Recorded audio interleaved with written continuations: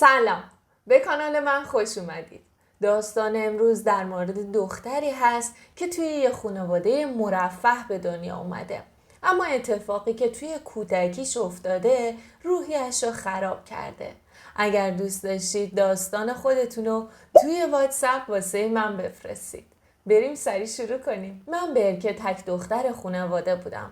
پدرم سالارخان و مادرم سنابانو عاشقانه با همدیگه ازدواج کرده بودن و سالها بود که در کنار همدیگه زندگی میکردن.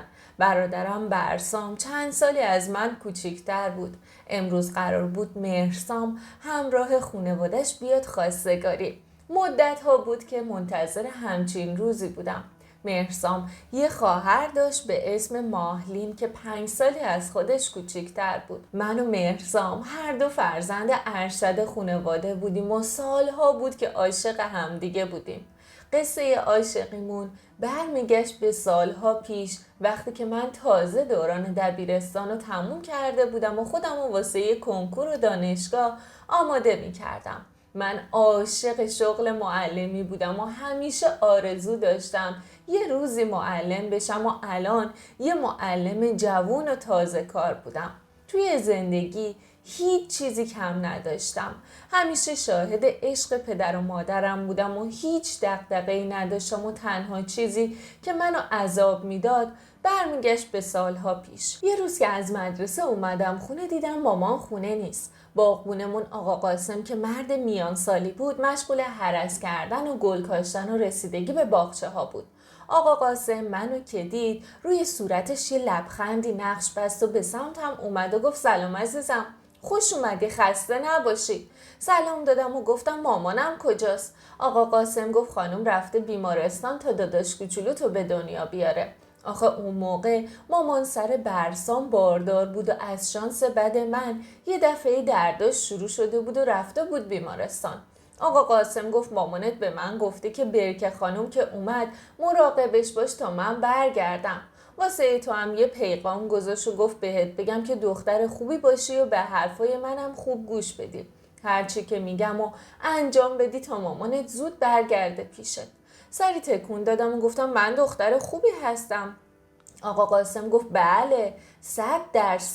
الانم برو توی اتاق سرایداری تا منم کارم تموم بشه و بیام پیشت. رفتم سمت اتاق نگهبانی و همونجا نشستم. دقایقی نگذشته بود که آقا قاسم اومد توی اتاق.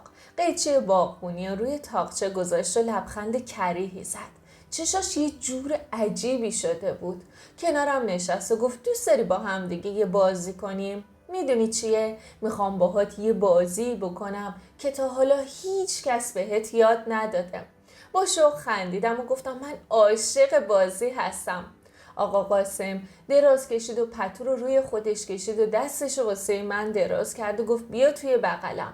از رفتاراش شوکه شده بودم و با تعجب گفتم این بازی خوابیدنیه؟ گفتش که من که از اول بهت گفتم این بازی با تمام بازی‌های دیگه فرق میکنه. دستمو گرفت و منو به سمت خودش کشید. گفت آروم باش عزیزم. بعدم شروع کرد گوشامو بوسیدن. حسی چندشاوری توی وجودم پیچید. شروع کردم به گریه کردن. صدای گریه هام کم کم به زجه تبدیل شد. اما آقا قاسم طوری رفتار میکرد که انگار اصلا صدای زجه هامو نمیشنید. توی حال و هوای خودش بود و با مقاومت‌های من حتی حریص‌ترم میشد. هنوز یادآوری اون روزا به شدت عذابم میده. تمام این عذابا کاش میشد یه روزی از توی ذهنم پاک بشه. اون روز آقا قاسم در نبود مامانینا از پشت به هم تجاوز کرد و وقتی که کارش با هم تموم شد تهدیدم کرد که اگه در این باره با کسی حرف بزنم شبونه وقتی که همه خوابیدن همه خانوادم رو سر میبره.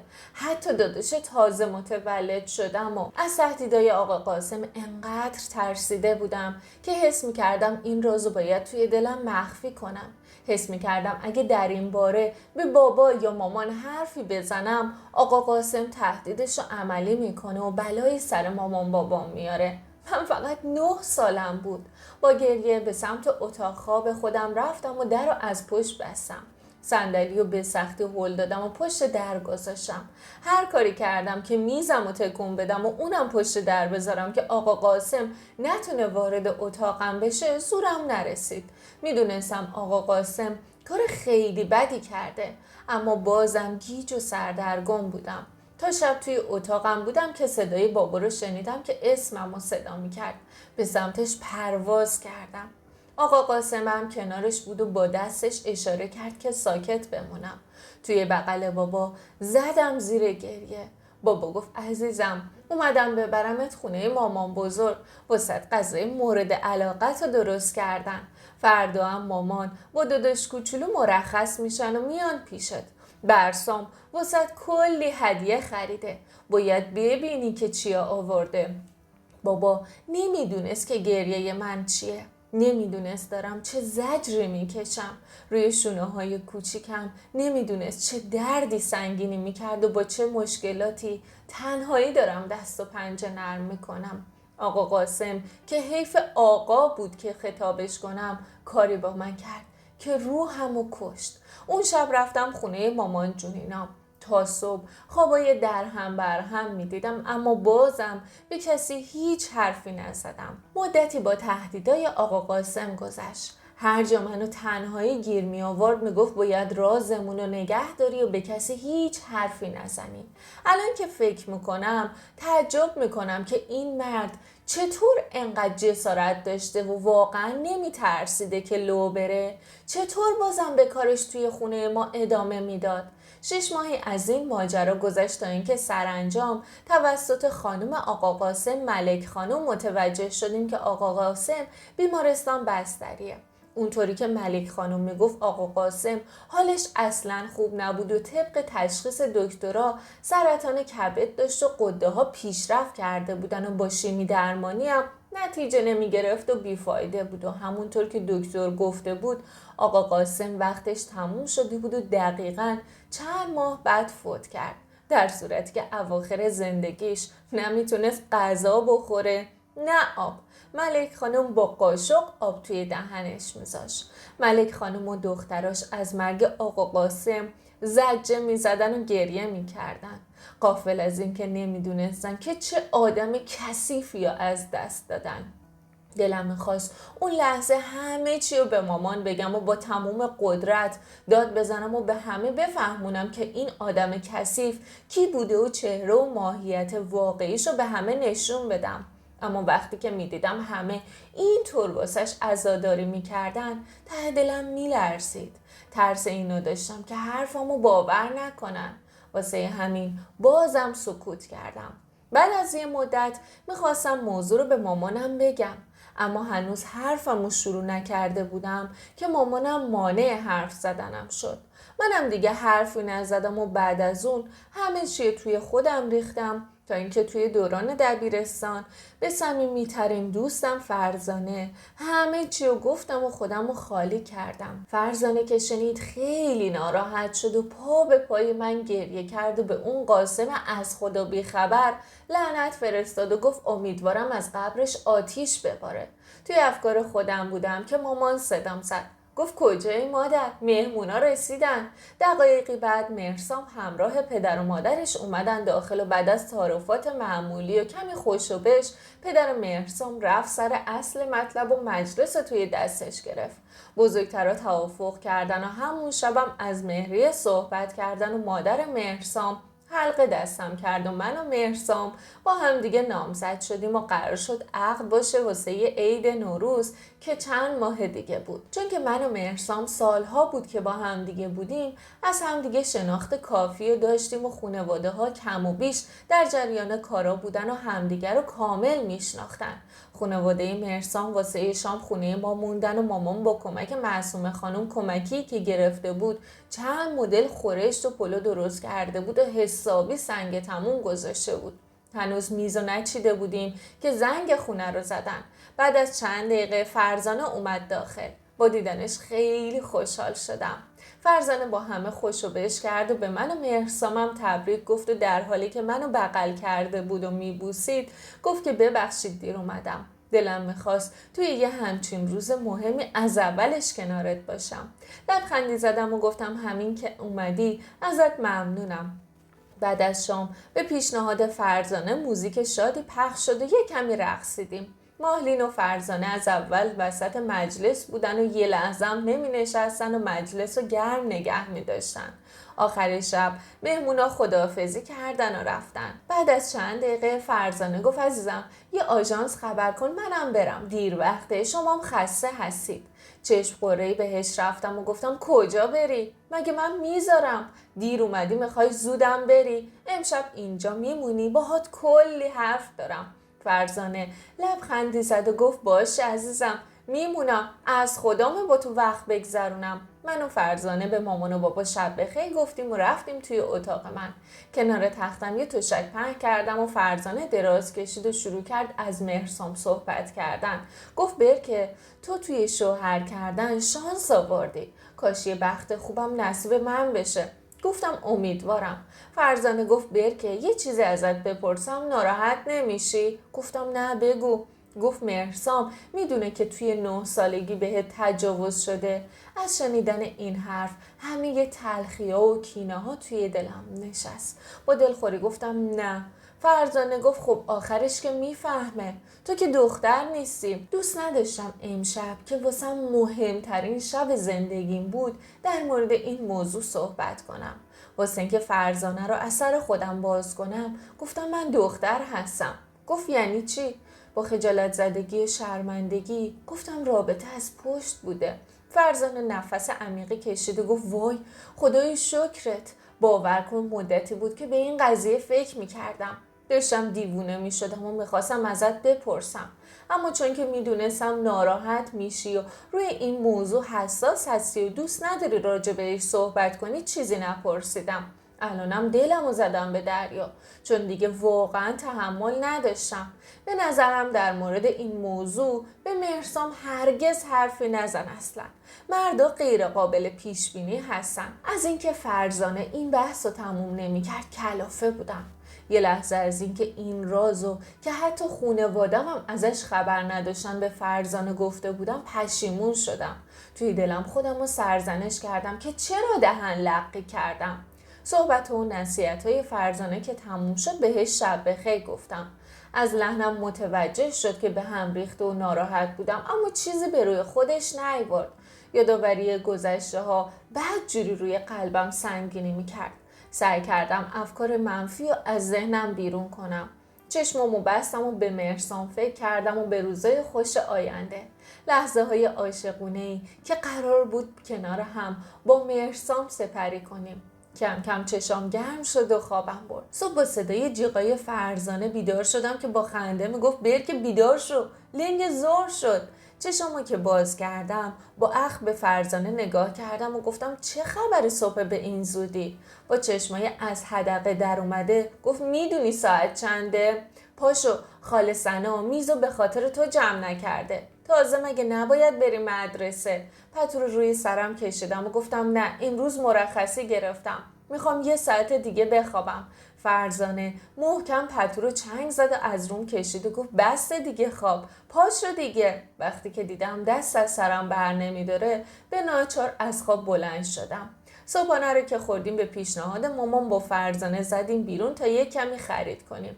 واسه مراسم عقد یه پارچه نباتی خیلی قشنگ خریدم تا بدم به خیاط بدوزه. یه کمی هم توی خیابونا چرخیدیم و بعد از نهار من فرزانه رو گذاشتم خونه‌شون و راهی خونه شدم. مدتی گذشت و ما به عید نوروز و روز عقد نزدیک می شدیم.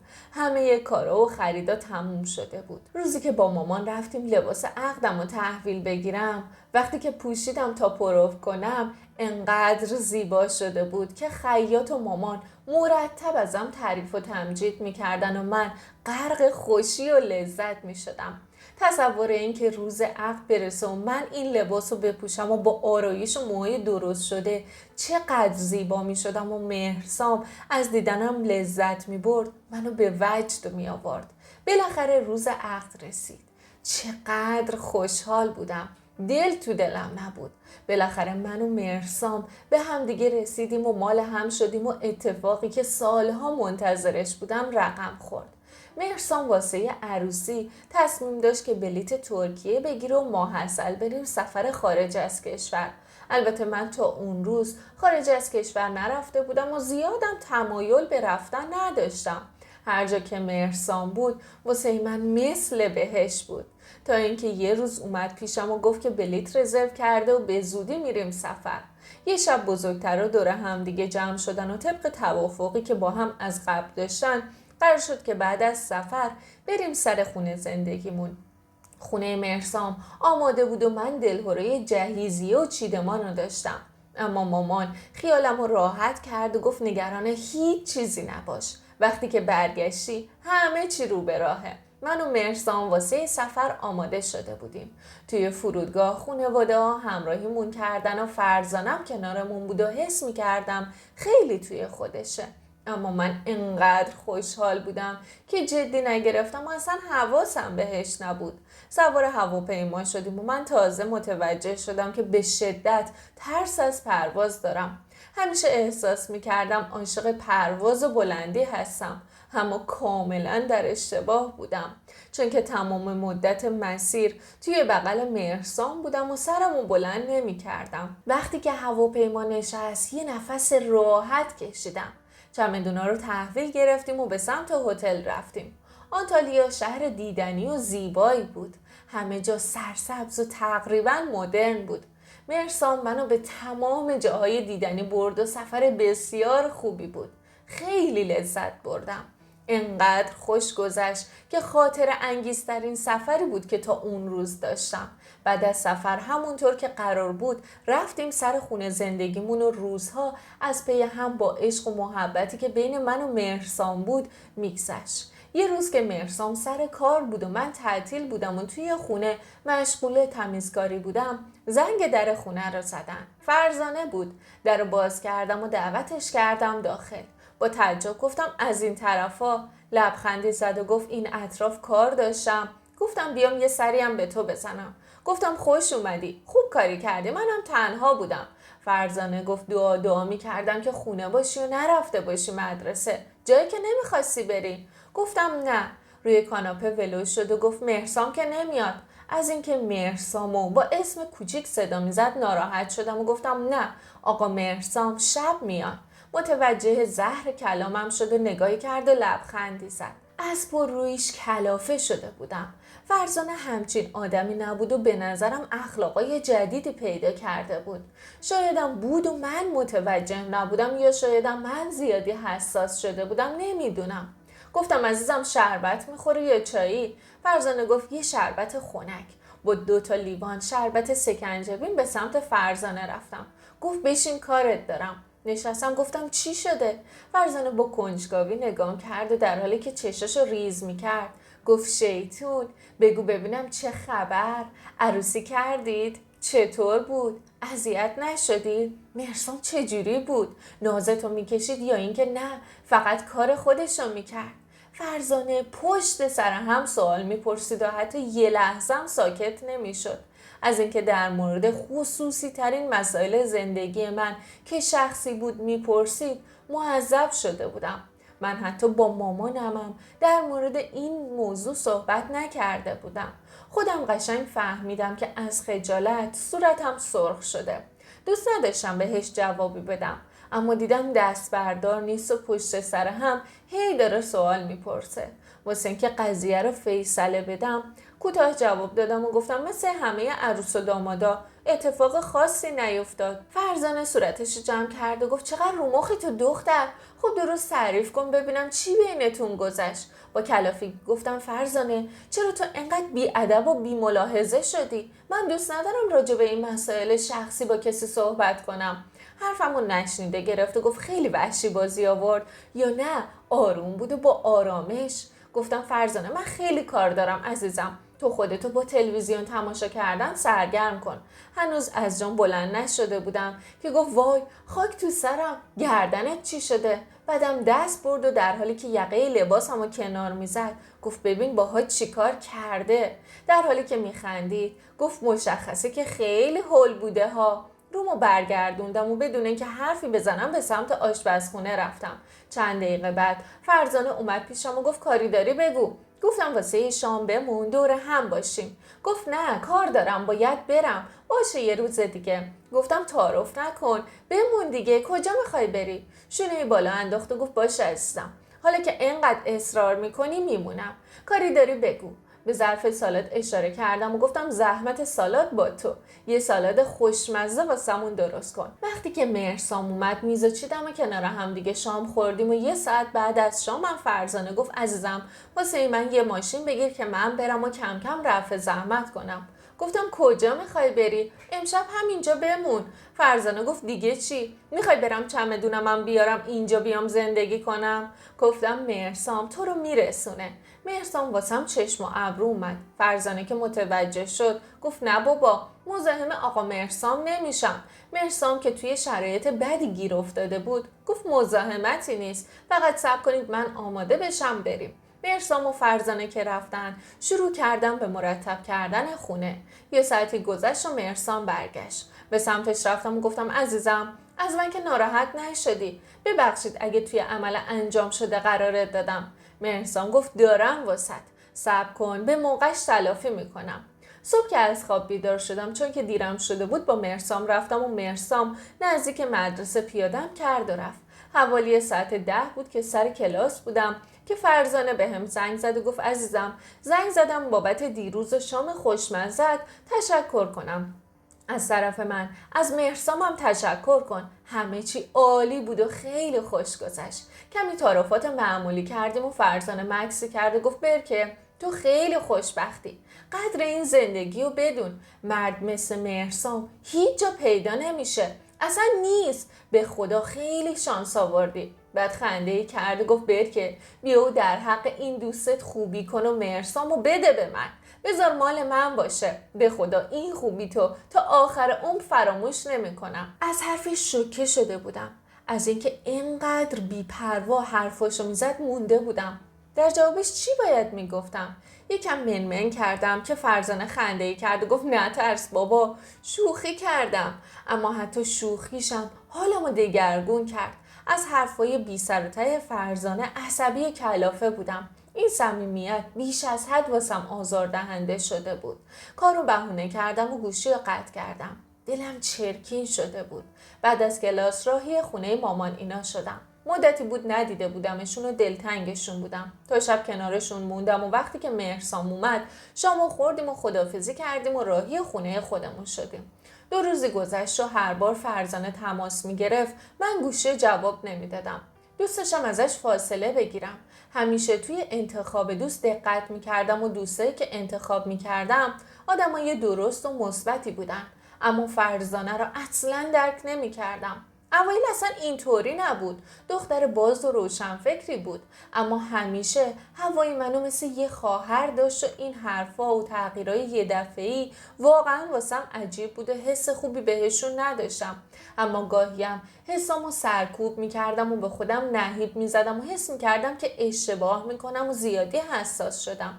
2 سالی از ازدواجمون گذشته بود که یه روز مادر مهرسام تماس گرفت و ما رو دعوت کرد خونهشون و وقتی که رفتیم اونجا گفت واسه ماهلین یه خواستگار خیلی خوب اومده و آخر هفته قراره که واسهش حلقه بیارن. از شنیدن این خبر خیلی خوشحال شدم و از ته دل واسه ماهلین آرزوی خوشبختی کردم. ماهلین دختر خوبی بود و من هیچ وقت ازش رفتار بدی ندیده بودم. مهرسام از مادرش راجع به شرایط داماد میپرسید و مادر شوهرم هم زد و نقیض جوابشو میداد. شایدم به خاطر حضور من بود. دوست نداشت من از همه چی سر در بیارم. منم زنی نبودم که وارد جزئیات بشم و در کل از صحبت کردن یه خاله زنکی فراری بودم و اهل این صحبت ها نبودم. مهرسام و مادرش رو تنها گذاشتم و به بهونه استراحت کردن به اتاق رفتم و روی تخت نشستم و به مراسم مهربرون فکر میکردم. نمیدونستم چی بپوشم. همه لباسایی که داشتم و چندین بار پوشیده بودم و همشون تکراری شده بود تا هفته آیندم که وقتی نبود که بدم لباس جدید واسم بدوزن. مادر مهرسامم روی این مسائل به شدت حساس بود. یه لحظه یاد فرزانه افتادم. مدتی بود که ازش خبر نداشتم. تصمیم گرفتم بهش زنگ بزنم و باهاش قرار بذارم تا توی خرید کمکم کنه. توی افکار خودم بودم که مهرسام اومده گفت چرا اومدی توی اتاق؟ از رفتن مامان ناراحت شدی؟ لبخندی زدم و گفتم نه عزیزم، چرا ناراحت بشم؟ تبریک میگم. امیدوارم ماهلین خوشبخت بشه. مهرسام تشکر کرد و بحث لباس رو پیش کشیدم و گفتم من باید برم خرید. مهرسام گفت باشه عزیزم، هر چی که لازم داشتی بخر. روز بعد زنگ تفریح توی مدرسه به فرزانه زنگ زدم و جریانو گفتم و قرار شد که عصری با هم دیگه بریم خرید. ظهر که مدرسه تعطیل شد دیدم مهرسام دم در منتظرمه. قرار نبود بیاد دنبالم. رفتم سوار شدم و سلام کردم. کمی که گذشت گفت باید به فکر یه ماشین واسه تو باشم. میدونم واسه سخته که هر روز این مسیر رو بری و بیای. حق با مهرسام بود. همه همکارامم ماشین داشتن. از وقتی که ازدواج کرده بودیم پا به پای مهرسام کار میکردم. مهرسام مهندس تازه کار بود و منم یه معلم کم تجربه و از مال دنیا. فقط یه آپارتمان کوچیک و یه ماشین مدل پایین داشتیم که همیشه هم تعمیرگاه بود و من میدونستم که کم کم همه چی رو به راه میشه. وقتی که رسیدیم خونه ناهار رو خوردیم و یه کمی استراحت کردیم و عصر مهرسام منو سر قرار رسوند و گفت کارت که تموم شد با هم تماس بگیر که بیام دنبالت. هنوز پیاده نشده بودم که یه نفر به شیشه ماشین زد. وقتی که برگشتم چهره خندون فرزانه رو دیدم. اشاره کرد که پنجره رو بکشم پایین و منم سریع پیاده شدم و فرزانه با مهرسام سلام و احوال پرسی کرد و مهرسام هم کوتاه جوابش داد. با مهرسام خداحافظی کردیم و به سمت پاساژ رفتیم. مغازه‌ها رو میگشتیم و من هر چیزی که میدیدم و خوشم نمیومد تا اینکه بالاخره بین لباسا یک کت و شلوار مشکی که کتش با پولک و سنگ‌دوزی‌های نقره‌ای تزیین شده بود چشمو گرفت. با دست بهش اشاره کردم و با فرزانه داخل مغازه رفتیم و من لباسو پرو کردم و دیدم که خیلی بهم اومده. از فروشنده خواستم که همونو برام بسته بندی کنه و حساب کردیم و اومدیم بیرون. یه جفت کفش و یه پیراهن نقره‌ای هم خریدم تا با مهرسام ست کنیم. فرزانم یه کلاه و شال واسه خودش خرید. خریدامون که تموم شد توی یه کافه نشستیم و به مهرسام زنگ زدم که بیاد دنبالم و مهرسام گفت که تا نیم ساعت دیگه میاد دنبالم. فرزانه میخواست بره که گفتم بمون میرسونیمت. مهرسام که اومد سوار ماشین شدیم و جز سلام و احوال پرسیم حرف خاصی بین مهرسام و فرزانه زده نشد و فرزانه رو رسوندیم خونه‌شون. وقتی که رفتیم خونه مهرسام که خریدار رو دید از اینکه من ست خریده بودم خیلی خوشحال شد. 2 روزی گذشت و روز موعود رسید و مهرسام و من به مراسم مهربرون خواهر مهرسام رفتیم. مادرش که دید ما با هم دیگه ست کردیم صورتشو جمع کرد و طوری که من بشنوم به مهرسام گفت تو که میخواستی یه رنگ دیگه بپوشی. مهرسام و ماهلین با هم دیگه گفتن چرا؟ خیلی قشنگه که اینا. مادر شوهرم گفت این بچه بازی ها چیه؟ لوس بازیه این کارا. از حرفش ناراحت شدم اما به روی خودم نیاوردم. خواستگارا با یه دسته گل بزرگ و چون که تولد خواهر مهرسامم بود با یه کیک تولد اومدن و همه چی خوب پیش رفت و هر دو خانواده رضایت کامل داشتن. مادر شوهر ماهلین حلقه دستش کرد و مادر شوهر منم از خوشحالی روی پای خودش بند نبود. خانواده داماد واسه شام موندن و تا آخرای شب بزن و بکوب و بساط شادی به پا بود. مدتی گذشت و نزدیک تولدم بود اما هیچ خبری نبود. مهرسام چیزی به روی خودش نمی آورد. روز تولدم رسید و من مثل همیشه از خواب بیدار شدم و راهی مدرسه شدم. بی‌حوصله بودم و روز تولدم تفاوتی با روزهای دیگه نداشت. ظهر که از مدرسه برگشتم مامان بهم زنگ زد و ازم خواست که برم خونه‌شون. منم با مهرسام تماس گرفتم و گفتم که میرم خونه مامانینا. وقتی که رسیدم مامان بغلم کرد و تولدم و تبریک گفت. دور هم ناهار خوردیم و مامان و بابا صحبت مهاجرت برسامو پیش کشیدن. برسام واسه ادامه تحصیل قصد داشت به لندن مهاجرت کنه. واسه اولین بار در تمام دوران زندگیم به برادرم حسادت کردم. من کلا آدم حسودی نبودم، اما از دست دادن همچین موقعیتی که خانواده‌ام واسه برسام به وجود آورده بودن یک کم حس حسادتم و قلقلک داد. از طرفی از اینکه کسی به روی خودش نمی آورد که تولدمه دلم خیلی گرفته بود. گاهی اوقات ما آدم بزرگام بی دلیل حسادت میکنیم و این یه چیز طبیعیه. شب که میخواستم برگردم به مهرسام زنگ زدم و گفت که کارش طول میکشه و خواست که منتظر نباشم و خودم برگردم خونه. بابام که اوضاع رو اینجوری دید گفت خودم میرسونم تو مامان اینام اومدن که یه هوایی بخورن. وقتی که رسیدیم از مامان اینا خداحافظی کردم و دیدم که هنوز دم در هستن. بابام اشاره کرد که برو تو. میدونستم تا داخل نرم خیالشون راحت نمیشه. بابا همیشه این حساسیت ها رو داشت. دستی تکون دادم و در رو باز کردم و دیدم که همه جا تاریکه و بعد یه دفعه صدای جیغ و دست و آهنگ همه جا پخش شد. شوکه شده بودم که دیدم مامان و بابا و برسام پشت سرم وایسادن. مهرسام واسم جشن تولد گرفته بود و حسابی سنگ تموم گذاشته بود. از خوشحالی زبونم بند اومده بود. به سمت مهرسام رفتم و ازش تشکر کردم. دلم میخواست بغلش کنم اما جلوی بقیه خجالت کشیدم. فرزانم کنار مهرسام وایساده بود. مهرسام گفت اگه فرزانه نبود من از پس کارا بر نمی اومدم. از فرزانه تشکر کردم. فرزانه خودشو لوس کرده گفت همه زحمت‌ها رو مهرسام کشیده. کار اصلی اون کرده. خوش به حالت. کاش یه نفرم واسه من تولد میگرفت. بعدم یه نگاهی به مهرسام کرد. نگاهش جوری بود که من حس بدی نسبت بهش پیدا کردم. نمیخواستم با فکرای منفی شبمون رو خراب کنم. مهرسام واسه من تولد گرفته بود و هیچ چیز مهمتر از این نبود و دوست نداشتم بینمون یه کدورتی پیش بیاد. البته ماهلینم واسه کمک اومده بود و وقتی که متوجه شدم دلم یه کمی آروم گرفت. کنار مهرسام نشستم و ازش تشکر کردم.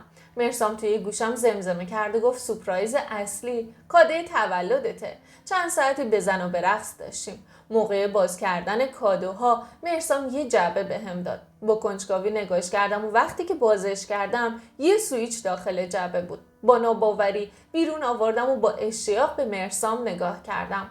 مهرسام گفت بریم هدیه‌تو ببینیم. همگی به پارکینگ رفتیم و یه 206 آلبالویی پایین بود که با یه پاپیون قرمز تزیین شده بود. از خوشحالی نمیدونستم چی کار کنم. همه از مهرسام تشکر میکردن. مهرسام ماشین خودش هم عوض کرده بود و یه پراید داشت و الان یه 206 سفید واسه خودش خریده بود. هر دو ماشین تمیز و نو بودن. برگشتیم بالا و بقیه هم کادوهاشونو دادن. بعد از رفتن مهمونا رفتیم که بخوابیم. خودمو تو بغل مهرسام جا دادم و بعد از کلی تشکر چند باره از مهرسام یه شب رویایی رو گذروندیم. انقدر خوشحال بودم که تو پوست خودم نمی گنجیدم. از ته دل آرزو کردم که تا آخر عمر همینطوری کنار هم خوشحال و پر از عشق و آرامش باشیم.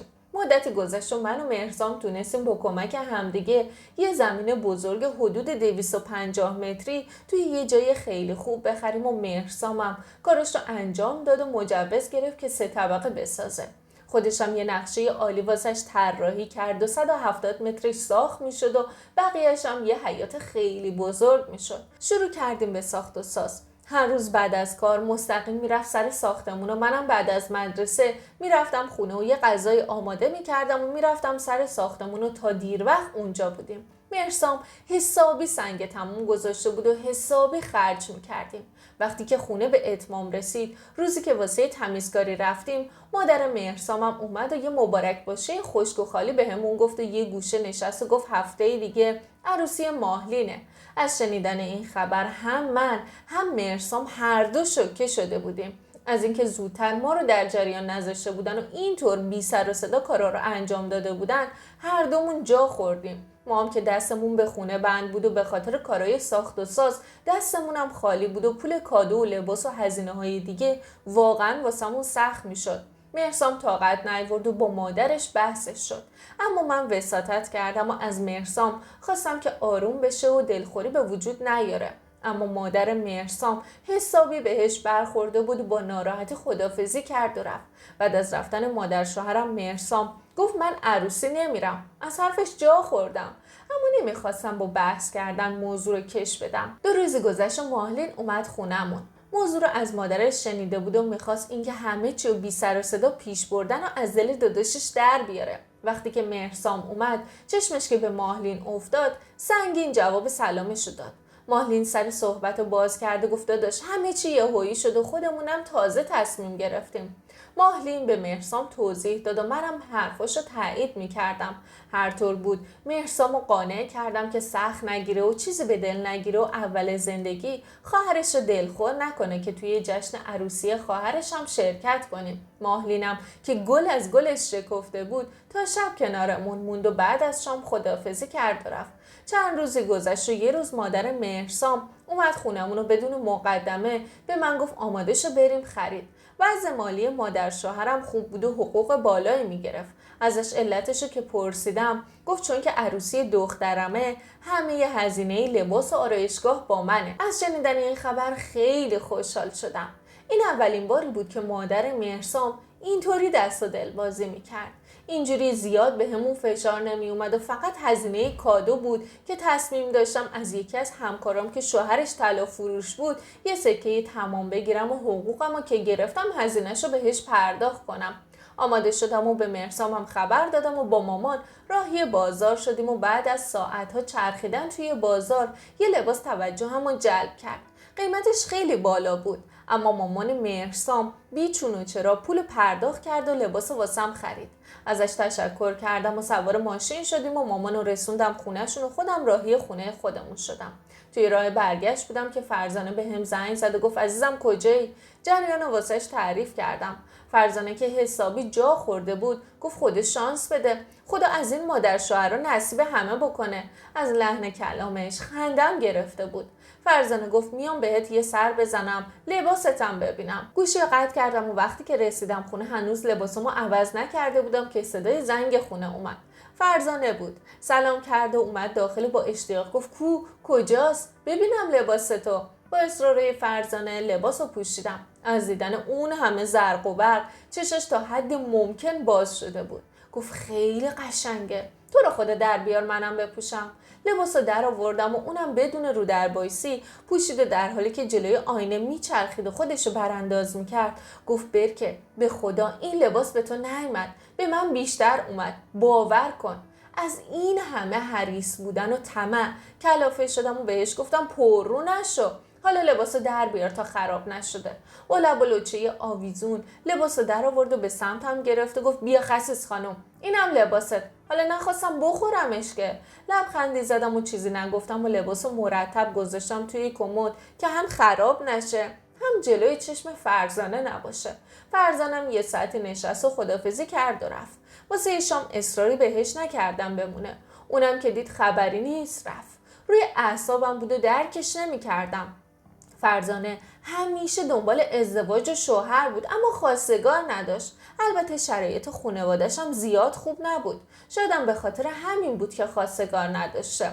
احساس می‌کردم شرایطش باعث شده که اینطوری تغییر کنه و پر از حسرت و عقده بشه.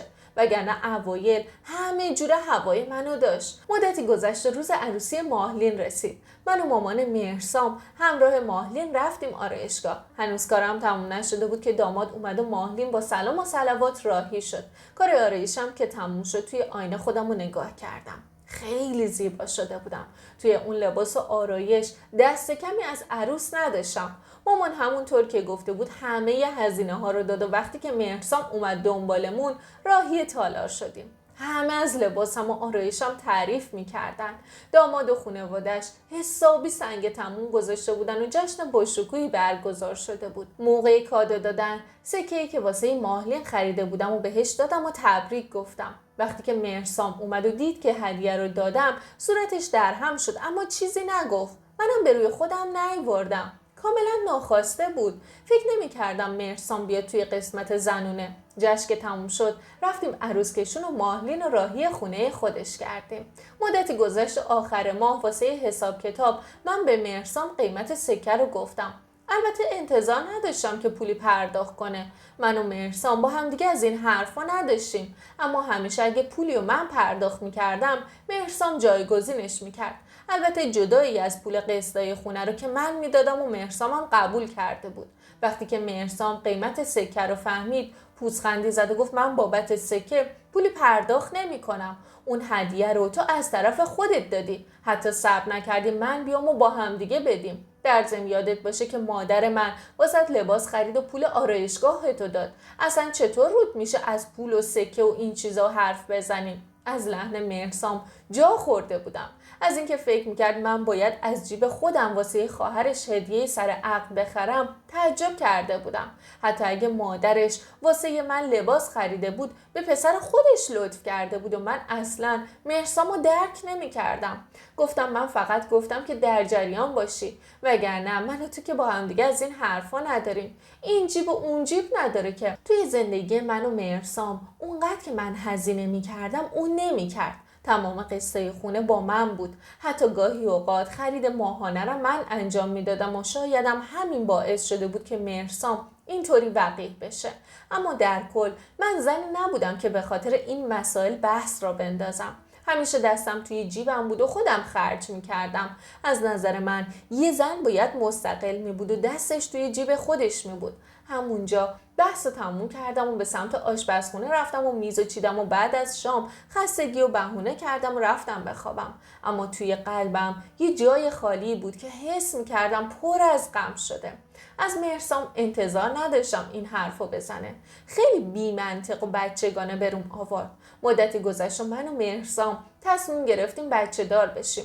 از روز اول قرار بر این بود که وقتی که اوضاع اقتصادیمون رو به راه شده از لحاظ مالی در جایگاه بالای قرار گرفتیم واسه بچه اقدام کنیم و دیگه شرایط طوری بود که من واسه مادر شدن آمادگی کامل رو داشتم. چند ماه بعد از اینکه پیشگیری نکردم احساس کردم حالتام تغییر کرده و از طرفیم عادت ماهانه‌ام عقب افتاده بود. تا اینکه یه روز قبل از اینکه برم مدرسه رفتم آزمایش دادم و عصر همون روز جواب مثبت رو گرفتم. از خوشحالی روی پای خودم بند نبودم. خونه که رسیدم شام مفصلی تدارک دیدم و غذای مورد علاقه مهرسامو به همراه دسر و ژله درست کردم. همه ای کارا که تموم شد یه پیراهن کوتاه پوشیدم و یه آرایش مختصری هم کردم و منتظر مهرسام شدم. میخواستم شب با هم دیگه جشن بگیریم. مهرسام که اومد و منو توی اون وضعیت دید چشش برق زد. از حرکتش خندم گرفته بود. یه موزیک ملایمی گذاشتم و میز چیدیم. مهرسام که متوجه شده بود امشب با همه شبای دیگه فرق داره مرتب سوال جوابم میکرد و من برگه آزمایش رو بهش نشون دادم. چند لحظه شوکه نگام میکرد. بعد یهو منو گرفت توی بغلش و گریهش گرفته بود. میدونستم خوشحال میشه ولی تا این حد رو تصور نمیکردم. شب و با خیال خوش آینده و به دنیا اومدن فرشته زندگیمون صبح کردیم. 2 روزی گذشت و آخر هفته مهرسام همه رو دعوت کرد و از بیرون غذا سفارش داد و خبر بچه دار شدنمون رو به همه داد. خانواده همونم از شنیدنش خیلی خوشحال شدن و یکی یکی اومدن منو بغل کردن و به همون تبریک گفتن. مهرسام بیشتر از همیشه هوای منو داشت و نمیذاشت که خودمو خسته کنم. وقتی که میومد خونه همه کارا رو خودش انجام میداد و از من میخواست که فقط استراحت کنم. به خاطر اصرارای بیش از حد مهرسام حتی 2 ماه آخر مرخصی گرفتم و خونه نشین شدم تا اینکه یه روز صبح به خاطر دردای پشت سر هم از خواب بیدار شدم و به مهرسام گفتم و اونم که دست پاچه شده بود منو برد بیمارستان و توی مسیرم به همه اطلاع داد. وقتی که رسیدیم بیمارستان مامانینا زودتر از ما اونجا بودن منتظرمون بودن. من به اتاق زایمان رفتم و دقایقی بعد دختر کوچولوم به دنیا اومد. وقتی که منو بردن توی بخش پرستار روی یه تخت چرخدار بچه رو آورد و به من نزدیک کرد و با اشتیاق دخترم رو بغل کردم. دلم واسه ضعف میرفت. وقتی که بوش کردم انگار بوی بهشت میداد. یه عطر خوشبو که تکراری و خسته کننده نمیشد. مهرسام هم من و دخترمون رو همزمان بغل کرد و مرتب پیشونی منو میبوسید. بعد از 2 روز از بیمارستان مرخص شدم. با دخترمون که اسمش رو مهنا گذاشتیم برگشتیم خونه. مامانینا یه هفته کنار ما موندن و بعدش هم رفتن خونه خودشون. مهنا دقیقاً 1 ماه بود که برسام از ایران رفت. از اینکه از برسام جدا می شدم ناراحت بودم. حال مامانم هم مثل من بودم و چاره‌ای نداشتیم. برسام به خاطر یه آینده بهتر مجبور بود که بره. تا چند روز کارمون گریه و زاری بود. مدتی گذشت و من مهنا رو مهد کودک میذاشتم و خودم برمیگشتم سر کار تا اینکه کم کم قرقرا و ایراد گرفتن‌های مهرسام شروع شد. مهرسام از اینکه اندامم مثل قبل نبود ناراحت بود و همش به روم می آورد. هر چقدرم توضیح می دادم که این شرایط عادیه و هر زنی بعد از بارداری و زایمان یک کمی اضافه وزن پیدا میکنه توی گوشش فرو نمیرفت که نمیرفت.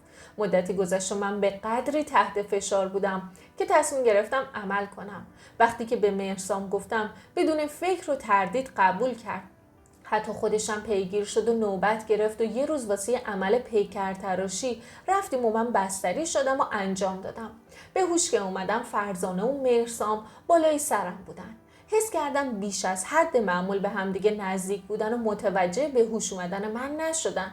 حس بدی توی وجودم پیچیده بود. من تحمل هر چیزی رو داشتم به جز خیانت که به نظرم هیچ توجیهی نداشت. اونم عشقم با صمیمی‌ترین دوستم. حالم بد بود. مهرسامو صدا کردم.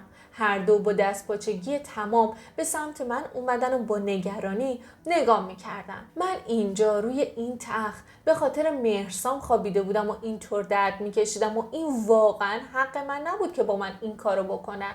فرزانه گفت عزیزم خوبی؟ چیزی نیاز نداری؟ سر تکون دادم و به سمت پنجره رو برگردوندم. حس بد و شکننده‌ای به جونم افتاده بود. بعد از چند دقیقه دیدم نمیتونم اون جو رو تحمل کنم. از فرزانه تشکر کردم و خواستم که بره. فرزانه که صراحت من و تحکمم و دید با دلخوری صورتش رو جمع کرد و کیفش رو برداشت و خداحافظی کوتاهی کرد و رفت. عصر همون روز از بیمارستان مرخص شدم و راهی خونه شدیم. از قبل چیزی به مامانم نگفته بودم که هم نگران نشه، همین که سعی نکنه پشیمونم بکنه. وقتی که فهمید به دیدنم اومد و کلی شماتتم کرد و شروع کرد به قرقر کردن و نصیحت کردن و مرتب میگفت مگه اندام تو چه ایرادی داشت که همچین کاری کردی. تا شب کنارم موند و وقتی که خیالش راحت شد که حالم خوبه اونم خداحافظی کرد و رفت. مهنا خونه مادر مهرسام بود و شب همونجا موند و روز بعد مهرسام آوردش خونه. اون چند روز دوری از مهنا مثل 1 سال واسه من گذشت و من توی این مدت کم به شدت دلتنگش شده بودم. انگار که سالها ندیده بودمش. مهنام از بغلم بیرون نمیرفت و محکم بهم چسبیده بود. چند روزی گذشت و زندگی به روال سابق برگشته بود. 1-2 باری فرزانه اومد خونه ما و من خیلی سرد باهاش برخورد میکردم. یاد روزی که توی بیمارستان بستری بودم و نزدیک بودن بیش از حدش به مهرسام که میافتادم حالم واقعا بد میشد. مدتی گذشت و همه چی به آرومی پیش میرفت، اما احساس میکردم مهرسام روز به روز سردتر میشه.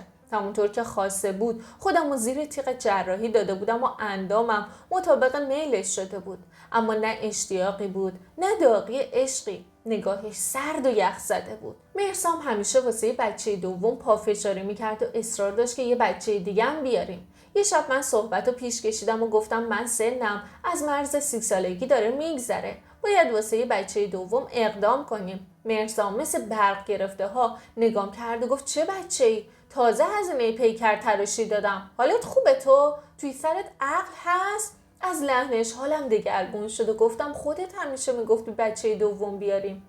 پوزخندی زد و با لحن بدی گفت تو به فکر بچه نیستی، به فکر شبای خودتی. دلم شکست و خجالت زده سرمو انداختم پایین.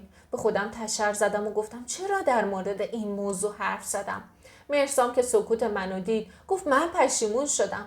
فعلا موضوع بچه دومو فراموش کن تا بعد ببینیم چی پیش میاد. ازش دلخور بودم و در جواب حرفش هیچی نگفتم و سکوت کردم. از جا بلند شدم و به سمت اتاق خواب رفتم و روی تخت دراز کشیدم. حس خیلی بدی داشتم. از اینکه پیش مهرسام این طور سرشکسته بودم از دست خودم عصبانی بودم و توی دلم خودم لعنت میفرستادم. یه ساعتی با خودم درگیر بودم که مهرسام اومد و روی تخت دراز کشید. توقع داشتم حرفی بزنه و از دلم در بیاره، اما سکوت کرده بود و عین خیالش نبود.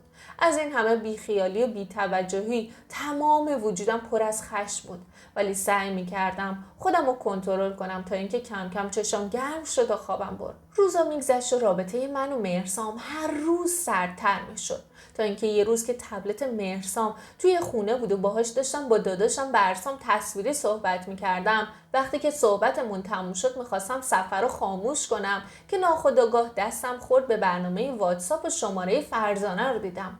کنجکاوی تمام وجودم رو گرفته بود.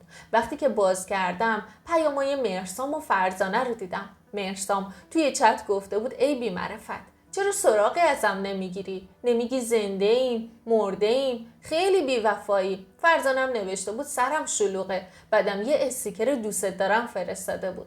پیاما رو میخوندم و هر لحظه قلبم تیکه تیکه میشد و توی خودم فرو میریختم و متلاشی میشدم. قلبم آتیش گرفته بود و سرم به شدت درد میکرد.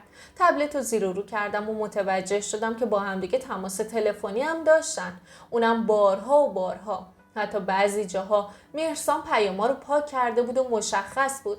البته پیامای خودش رو فقط پاک کرده بود و پیامای فرزانه پاک نشده بود و فقط تشکر کرده بود. به شدت کنجکاو شده بودم که بین اینا چه اتفاقی افتاده. چرا من باید از این چیزا و ارتباط این دو نفر بیخبر باشم؟ سرم داغ کرده بود و دلم پر از زخم شده بود. از عصبانیت داشتم آتیش میگرفتم.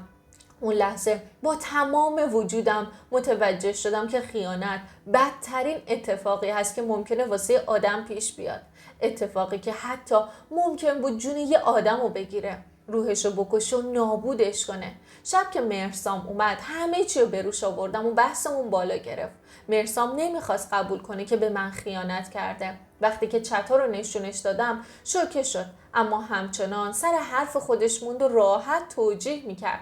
عصبانی شدم و به مادر و خواهرش زنگ زدم و خواستم که بیان و تکلیف رو روشن کنن. نمیخواستم قضیه به گوش مامان و بابای خودم برسه. مهرسام که اوضاع رو به ضرر خودش دید تبلت رو به زور ازم گرفت و میخواست بشکنه. سعی کردم جلوشو بگیرم.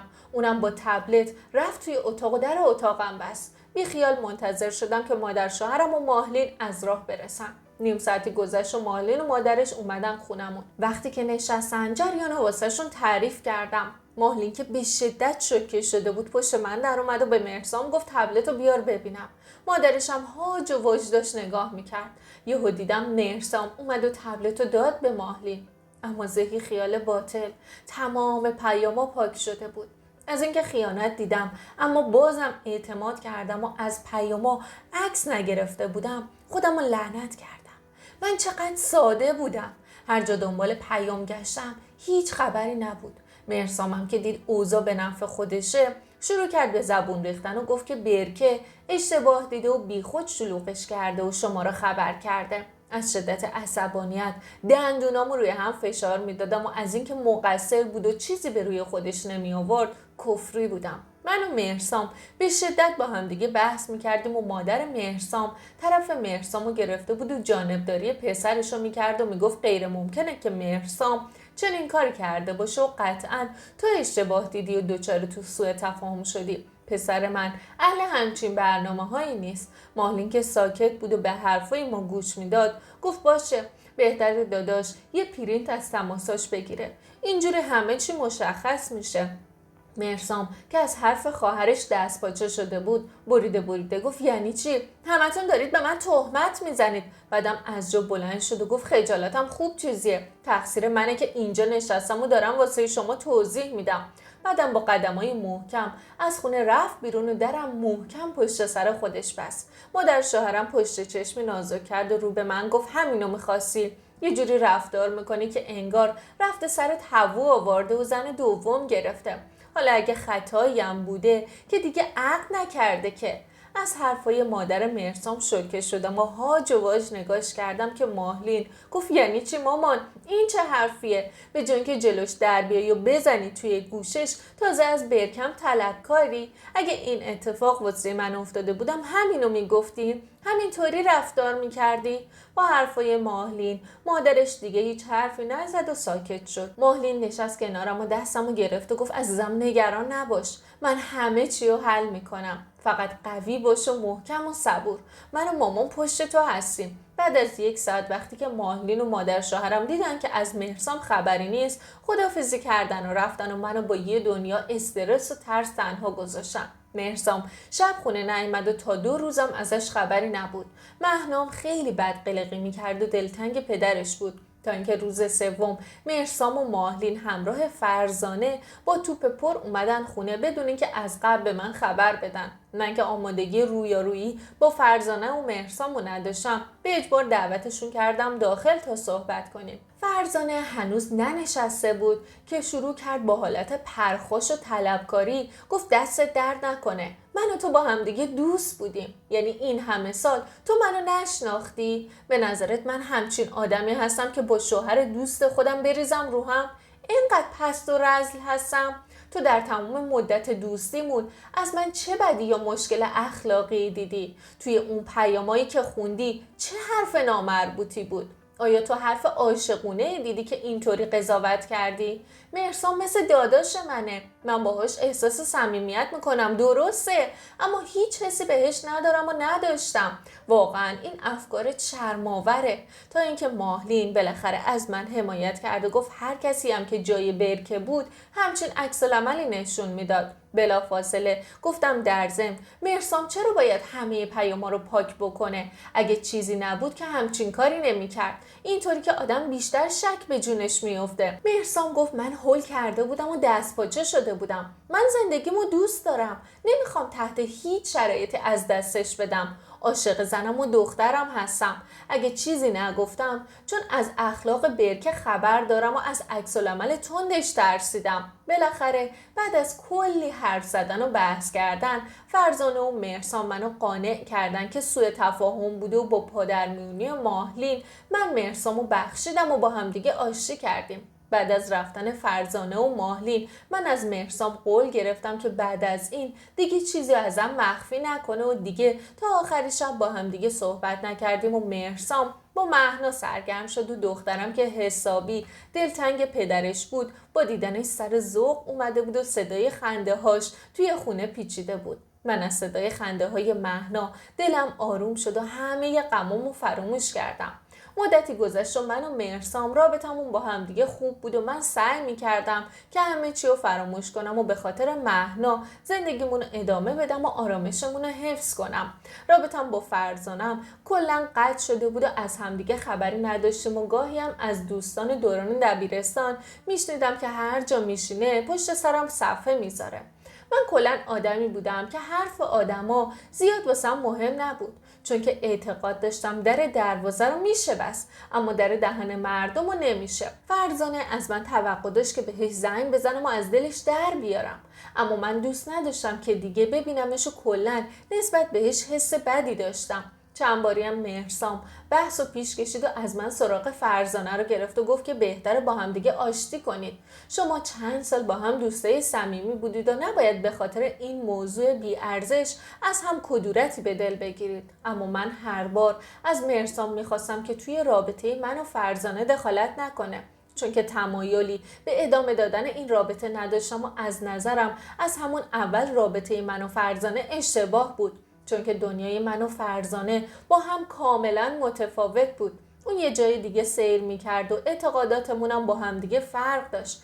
روزا به همین منوال میگذشت و من هر روز میرفتم مدرسه و زندگی روی روال عادی پیش میرفت، تا اینکه یه روز تعطیلی که مشغول خونه تکونی اتاقا بودم کشا رو بیرون آوردم که تمیز کنم که دیدم مابین وسایل یه برگه بود که توش آیات قرآن نوشته شده بود و اسم من و مهرسامم نوشته شده بود و زیرش هم نوشته بودن واسه جدایی. وقتی که دیدم وا رفتم، انگار یه سطل آب یخ رو سرم ریختن، حالم دگرگون شده بود. من به این چیزا اعتقادی نداشتم و ندارم، اما از اینکه یه نفر چشش دنبال زندگی من بود حالم بد شد. ناخودآگاه ذهنم سمت فرزانه کشیده شد. من آدمی نبودم که بی دلیل به کسی تهمت بزنم، اما به غیر از اون کی میتونست با من این کارو بکنه؟ یاد حرفاش افتادم که گاهی به شوخی میگفت که شوهرت اثرت زیادی و مهرسام خیلی از تو بهتره. حیف شد که با تو ازدواج کرده تباه شده مرد بیچاره. از یادآوری حرفای تلخ فرزانه دوباره دلم آتیش گرفت. با خودم گفتم کاش هیچ وقت فرزانه رو ندیده بودم و اصلاً با همچین آدمی روبرو نمی شدم. فرزانه یه روز رفیق گرمابه و گلستان من بود و باعث آرامش من بود و الان وجودش واقعاً منو آزار میداد. با هم رفت آمدی هم نداشتیم و حتی تلفنی هم صحبت نمی کردیم، اما بازم اسمش که می اومد اعصاب منو حسابی خورد می کرد. برگر توی یه نایلون انداختم تا بندازم توی آب. دست از کار کشیدم و روی مبل نشستم و توی فکر فرو رفتم. یه بغض غریبی توی گلوم نشسته بود. یاد روزای خوبی که با فرزانه داشتم افتادم. به این فکر کردم که الان مهرسام مدت هاست که حرفای عاشقونه به هم نزده. رابطمون خوب بود، نه دعوایی بود، نه حتی بحثی، اما از حرف محبت آمیز و عاشقونه خبری نبود. مهرسام همیشه اول جمله هاش عزیزم بود، اما مدت ها بود که همون کلمه رو به زبون نیاورده بود. ساعتی با همین افکار گذشت و من با کلافگی بلند شدم تا کارامو ادامه بدم. تصمیم گرفتم ذهنمو از افکار منفی پاک کنم تا آرامش داشته باشم. در مورد اون برگه حرفی به مهرسام نزدم و فردای اون روز توی مسیر انداختمش توی آب روون. مهنا 2 ساله بود که برسام اومد ایران. مدتی بود که ندیده بودمش، اما مهرسام کارو بهونه کرد و استقبال نیامد. من که حسابی دلتنگ برسام بودم، با مامانینا رفتیم فرودگاه و وقتی که دیدمش دلم رفت. برسام جا افتاده تر شده بود، ریش گذاشته بود و به نظرم چهرش خیلی تغییر کرده بود. دلم نمیخواست از تو بغلش بیرون بیام. برسام به هم آرامش میداد. سوار ماشین شدیم و راهی خونه مامانینا شدیم. وقتی که رسیدیم من رفتم توی اتاق دوران مجردیم تا مهنا رو بخوابونم. یاد گذشته ها افتادم، روزایی که خونه بابام بودم و مجرد بودم. چه روزای خوبی بود و از دغدغه و نگرانی دور بودیم. همیشه با برسام به گردش و تفریح بودیم و شبام کنار همدیگه فیلمای ترسناک یا اکشن میدیدیم و همیشه صدای خنده های از ته دلمون توی خونه پر بود. مدت ها بود که از ته دل نخندیده بودم. تا شب با برسام مشغول صحبت بودیم و ساعت حدود 8 شب بود که مهرسام اومد. دلم نمیخواست مهرسامو ببینم. حضورش باعث میشد که آرامش لحظه هم به هم بخوره. حس عجیبی داشتم. دلم ازش شکسته بود و دیگه بریده بودم. مامان و بابا از هیچ کدوم از مشکلاتی که ما داشتیم خبر نداشتن. اگه بابا میفهمید کوتاه نمیومد. بابا همیشه هوای منو خیلی داشت. من تک دخترش بودم و روی من حسابی حساس بود. بعد از شام مفصلی که مامان تدارک دید، مهرسام خدافظی کرد و رفت و من موندم. میخواستم یه مدتی پیش داداشم بمونم. این مدت خیلی استرس کشیده بودم و دوست داشتم جایی باشم که یه کمی آرامش داشته باشم و بتونم روی زخمای دلم مرهم بذارم. اصلا واسم اهمیت نداشت که مهرسام تنها بود و میخواست خطا بکنه. من خسته بودم از جنگیدن و از مراقبت کردن. دیگه هیچی واسم مهم نبود. هرچه باد و باد. من فقط میخواستم خوشحال باشم. اونطور که دوست دارم زندگی کنم. چند روز خونه مامان موندم و عجیب بود که مهرسام از دوری ما انگاری که خوشحالم بود و من که هیچ سراغ دخترشم نمیگرفت. مونده بودم چطور دلتنگ مهنا نمیشه. مهرسام خیلی عادی برخورد میکرد. قبلا اگه یه سفر کاری میرفت 1000 بار زنگ میزد. اما چی این میون تغییر کرده بود که مهرسام نسبت به دخترشم اینجوری عوض شده بود و نمیدونستم. چون که مهنا دلتنگ پدرش شده بود و همش سراغش رو میگرفت و بهونه گیر شده بود، برگشتیم خونه. وقتی که برگشتیم مهرسام گفت نمیخواستی بیشتر پیش داداشت بمونی؟ با تعجب گفتم یعنی چی؟ مهرسام گفت از نظر من ایرادی نداشت. به هر حال داداشت بعد از مدت‌ها اومده، بهت حق میدم که دلتنگش باشی. شونه بالا انداختم و گفتم اگه به من بود که نمی اومدم. اما مهنا سراغتو میگرفت. مهرسام چیزی نگفت و مهنا رو بغل کرد و مشغول حرف زدن و نوازش کردنش شد. منم مشغول کارام شدم. دخترم تموم شادی زندگی من بود، اما مهرسام نه منو میدید نه دخترشو. این واسه من خیلی ناراحت کننده بود. نه واسه خودم، واسه دخترم که قطعاً ضربه میخورد. من توی زندگیمون هیچ وقت کم نذاشتم و همیشه تمام تلاشمو کردم و توی رابطمون بهترین بودم و هر کاری که از دستم برمی اومد و انجام میدادم. اما مهرسام هیچ کدوم اینا رو نمیدید. مدتی گذشت و برسام برگشت و تنهامون گذاشت و زندگیمون به روال عادی پیش رفت. تا اینکه یه شب که توی آشپزخونه مشغول کار بودم زنگ در خونمون رو زدن. چون که دستم بند بود از مهرسام خواستم که درو باز کنه و شنیدم که مهرسام پشت آیفون گفت الان میام پایین. با کنجکاوی نگاش کردم که گفت همسایه بود، میرم ماشین رو جابجا کنم. نیم ساعتی گذشت و دیدم خبری از مهرسام نشد. آیفون رو برداشتم که شنیدم صدای جر و بحث مهرسام با یه خانم میاد. کلمات واضح نبود، ولی شنیدم که خانم از بچه حرف میزد و میگفت که این بچه رو چیکار کنم. صدا از دور میومد.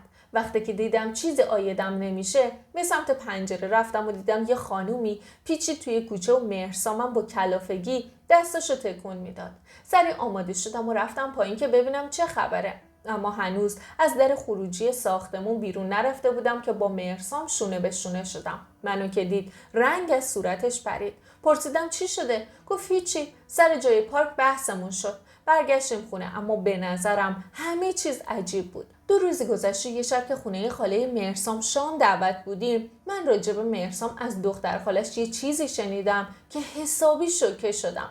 مشغول صحبت بودیم که دختر خاله مهرسام از دهنش پرید و گفت چند روز پیش زن قبلی مهرسامو دیدم. وقتی که متوجه شد که نباید جلوی من حرفی بزنه، رنگ از صورتش پرید. دستمو گرفت و گفت عزیزم، تو رو خدا از من نشنیده بگیر. اگه خاله بفهمه که من گفتم منو میکشه. شوکه بودم. من و مهرسام این همه سال با هم دیگه بودیم و من از این موضوع بیخبر بودم. گفتم نگران نباش، خیالت راحت، حرفی نمیزنم. اما باید واسم تعریف کنی که جریان چی بوده. گفت مهرسام قبل از آشنایی با تو توی سن خیلی کم با یه دختر ازدواج کرد، اما زندگیشون دووم نیاورد و خیلی زود از همدیگه جدا شدن. پرسیدم علت طلاق چی بود؟ یاس که به اجبار اصرارای من جواب میداد و کاملا واضح بود که تحت فشاره. گفت باور کن چیز زیادی نمیدونم. خاله به مامان گفته بود که اخلاقاشون به هم نمی اومد.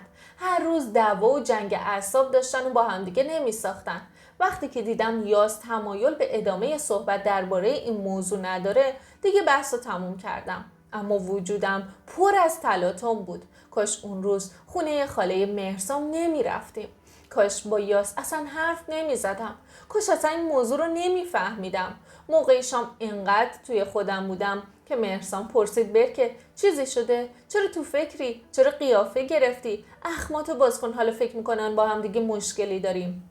تا آخر شب به زور یه لبخندی روی صورتم بود. مهمونی تموم شد و خدافظی کردیم و برگشتیم خونه و من تا صبح چشم روی هم نذاشتم. دلم می‌خواست راجع به این قضیه با مهرسام صحبت کنم.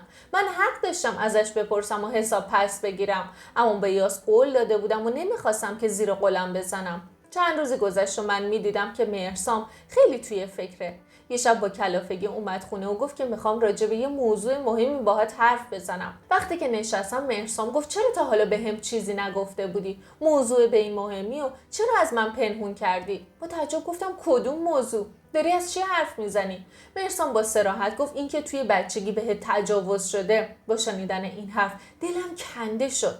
هاج و واج نگاش کردم. میدونستم قضیه از کجا آب میخوره. این موضوع رو من به هیچ کس نگفته بودم به جز فرزانه و اشتباه هم کرده بودم. اونم آخر زخم خودشو به هم زد و از پشت به هم خنجر زد. سعی کردم خودم رو نوازم و گفتم این موضوع مربوط به گذشته هاست. مثل اینکه یادت رفته من و تو قرار گذاشته بودیم که راجع به گذشته همدیگه کنجکاوی نکنیم. مکسی کردم و آب دهنم رو قورت دادم و گفتم مثلا من از همون روز اول میدونستم که تو ازدواج کردی و این موضوع رو از من مخفی کردی، اما هیچ وقت در موردش باهات صحبت نکردم. کنجکاوی نکردم و هیچ سوالی نپرسیدم. مهرسام بادی به قبقبش داد و گفت این موضوع فرق میکنه. پوزخندی زدم و گفتم مثلا چه فرقی؟ مهرسام گفت اون ازدواج بود و قانونی. اما تو چی؟ مهرسام طوری با حقارت سر تا پای منو نگاه میکرد که از خودم بیزار شده بودم. حس میکردم بی ارزشترین موجود روی زمین هستم. گفت تو 2 چیز کاملا متفاوت با همدیگه قاطی کردی. تو همینطوری زیر خواب کسی شدی. خدا نگذره از اون پدرت که تو رو به من انداخت. واقعا چی پیش خودشون فکر کردن که تو رو بستن به ریش من بدبخت؟ حالم از حرفای مهرسام دیگرگون شده بود. دلم آتیش گرفته بود و حس می‌کردم هر لحظه ممکنه تمام محتویات معده‌مو بالا بیارم. دلم شکست. با خودم گفتم مگه یه بچه 9 ساله که خودش قربانی یه تعرض جنسی شده چه گناهی میتونه داشته باشه که راجبش اینطوری قضاوت بشه؟ کنترلمو از دست دادم و رو به مهرسام گفتم واسط متاسفم. واقعا درست گفتن که تحصیلات شعور و فرهنگ نمیاره. من یه دختر 9 ساله بودم. چی کار میکردم؟ هر چقدر به عمق حرفای تلخ مهرسام بیشتر فکر می‌کردم، بیشتر عذاب می‌کشیدم. به پهنای صورتم اشک می‌ریختم. گفتم واسه خودم و انتخابم متاسفم. توی این سالایی که کنارت بودم به جز تو چشمم هیچ کس دیگر رو ندیده. همیشه فکر می‌کردم در آسمون باز شده و تو ازش بیرون اومدی. اما تو چی؟ واسه من چی کار کردی؟ اینه دستمزد من؟ اینکه هر لحظه پا به پات بیام. الان بعد از این همه سال زندگی اومدی به هم میگی که چرا بهت نگفتم که زیر خواب بودم؟ خودت میفهمی چی داری میگی؟ خجالت نمیکشی؟ اصلا من چی باید میگفتم؟ اینکه یه روز از مدرسه برگشتم و باغبونمون بهم تجاوز کرد؟ حیف منی که کنارت موندم و پا به پا تلاش کردم تا این زندگی رو بسازیم. اصلا حال خودم رو نمیفهمیدم و هر لحظه عصبانیتم بیشتر میشد. ادامه دادم خودت همیشه نمیگفتی که در مورد گذشته چیزی نگو، مهم آینده است؟ از من توقع داشتی چی بهت بگم؟ این یه موضوع دردناکه که هیچ دختری دوست نداره راجبش صحبت کنه. اصلا میدونی چیه؟ این زندگی دیگه به درد من نمیخوره. مثل یه پرنده‌ای که زیر بارون گیر کرده بود، از این شاخه به اون شاخه میپریدم. باورم نمیشد که فرزانه با من همچین کاری کرده باشه. من رازمو بهش گفته بودم و اون مستقیم گذاشته بود کف دست شوهرم. خودم رو سرزنش میکردم، اما چه فایده؟ وقتی که خودم راز خودم رو نگه نداشته بودم، چه توقعی از دیگرون داشتم که حرفم رو جار نزنن؟ مهرسام گفت بی خود واسه من داستان سرایی نکنم، ادای آدمای پاک و معصوم و قربانی رو در نیار. من که میدونم توی اون ذهن کثیف چی میگذره. چشمت دنبال این خونه و این زندگی و مهریه سنگینی هست که توی قبالته. میخوای از من بکشی بری با همون که زیر خوابش بودی زندگی تو بسازی. اما کور خوندید. نمیذارم یه آب خوش از گلوتون بره پایین. من رسوای عالمتون میکنم. از حرفای مهرسام تا مرز جنون رفتم. باورم نمیشد چقدر میتونه کثیف باشه. با فریاد گفتم کدوم معشوقه؟ اون آدم سالهاست که مرده. مهرسام پوزخندی زد و گفت چه آمارشم داری؟ حالا اون نه، یکی دیگه. تو مدت هاست که زیر سرت بلند شده. فکر میکنی من نمیفهمم؟ اما من به تو مهریه بده نیستم. با صدای بلند خندیدم و گفتم من از تو هیچی نمیخوام. پولتو بذار جلوی آینه که بیشتر بشه. من نه احتیاجی به تو دارم نه پولتو. گرچه مهریه حق منه. مهرسام گفت باشه، اما باید دور مهنا رو خط بکشی. حق نداری مهنا رو هم ببینی. یعنی من نمیذارم که رنگ دخترتم ببینی. دوری از دخترم منو دیوونه میکرد. اما من زنی نبودم که بتونم اینطور زندگی بکنم و زیر بار حرف زور برم. سعی کردم خودم رو کنترل کنم و ضعف نشون ندم و گفتم باشه، دخترت هم بمونه واسه خودت، خیالی نیست. مهرسام که شوکه شده بود و فکر میکرد که من گریه زاریم راه میندازم و التماس میکنم، گفت کنجکاو نیستی که ببینی کی تو رو لو داده؟ با دلخوری گفتم من کاری نکردم که کسی منو لو بده. هر کسم که این کارو کرده که خوب میدونم کار کیه، مطمئن باش که عاشق شخص تو نیست، عاشق این خونه و ماشین شاسی بلند و ویلای شمالته. مهرسام گفت آره عزیزم. فرزانه دوست صمیمیت واسم تعریف کرد و منو از این خواب غفلت بیدار کرد. با دلی شکسته در حالی که سعی می‌کردم غم توی صدام مشخص نباشه گفتم آره میدونم. من به غیر از فرزانه به کسی نگفته بودم، اما اون از پشت بهم خنجر زد. حالا من میرم و تو بمون و این خونه‌ای که من با حقوق زحمت کشی درست کردم، اما بدون که خیر نمیبینی. آه من پشت سرته. یه روز دیوار به دیوار این خونه روی سرت آوار میشه. یه روز که خیلی هم دیر نیست میبینمت که پشیمونی، اما فایده نداره. هرچی که سرم آوردی دنیا سرت میاره. کارما رو دست کم نگیر. امیدوارم رنگ خوشی رو نبینی، یه روز خوش نبینی. امیدوارم آجر به آجر این خونه که من با زحمت روی هم گذاشتم روی سرت هوار بشه. هنوز حرف از دهنم خارج نشده بود که مهرسام بهم حمله کرد و شروع کرد به کتک زدنم. اولین باری بود که دست روی من بلند میکرد. مهرسام از این اخلاقا نداشت. انگار چیزخور شده بود. این همون مهرسامی نبود که من سالها میشناختم. افکارش کلاً عوض شده بود. انگار دیگه نمیشناختمش و واسم غریبه شده بود. من اعتقادی به جادو نداشتم، اما میدیدم که مهرسام انگار که یه آدم دیگه ای شده. مهرسام کتکم میزد و میگفت معلوم نیست زیر خواب چند نفر بودی و پول حروم آوردی توی خونم. همه پولایی که دادی بابت خونه حرومه و پول هرزگیاته. زخم حرفایی که میزد از شدت کتکایی که میخوردم خیلی دردناکتر بود. وقتی که حسابی کتکم زد بهم گفت تو یه هرزه‌ای که پولتو از همخوابگی به دست آوردی. واسه همین برات باد آورده هستش و خیلی راحت حاضری که ازش بگذری. کنترلمو از دست دادم و بهش حمله کردم و گفتم پول من به خاطر زحمتایی که کشیدم، از اینکه نخواستم جلوی تو دستمو دراز کنم. حتی اگه اینطورم باشه که تو میگی، بازم شرافت داره که نون بازومو خوردم و از تو یه حیوان پول نگرفتم. مهرسام به هم حمله کرد و دوباره منو گرفت زیر مشت و لگد.